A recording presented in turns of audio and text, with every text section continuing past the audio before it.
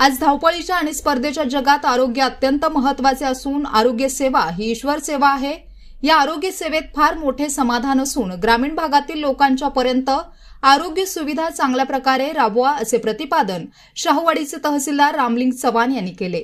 ते खुटाळवाडी तालुका शाहूवाडी येथील यशवंत शिक्षण प्रसारक मंडळ कोडोली संचलित प्रदीप पाटील आयुर्वेदिक मेडिकल कॉलेज यांच्या वतीने महात्मा ज्योतिराव फुले जन आरोग्य योजना शुभारंभ प्रसंगी बोलत होते। कार्यक्रमाच्या अध्यक्षस्थानी जिल्हा बँकेचे संचालक रणवीर गायकवाड होते। यावेळी स्वागत प्राचार्य अधीक्षक विशाल पाटील यांनी तर प्रास्ताविक डॉक्टर अभिजित इंगवले यांनी केले। पुढे बोलताना रामलिंग चव्हाण म्हणाले, शाहूवाडी तालुका हा दुर्गम डोंगराळ आहे।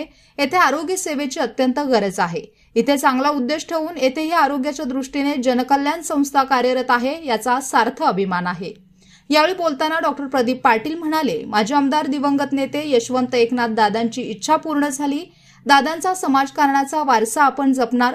तालुक्यातील गरीब गरजू लोकांची जनसेवा हेच आपले उद्दिष्ट आहे।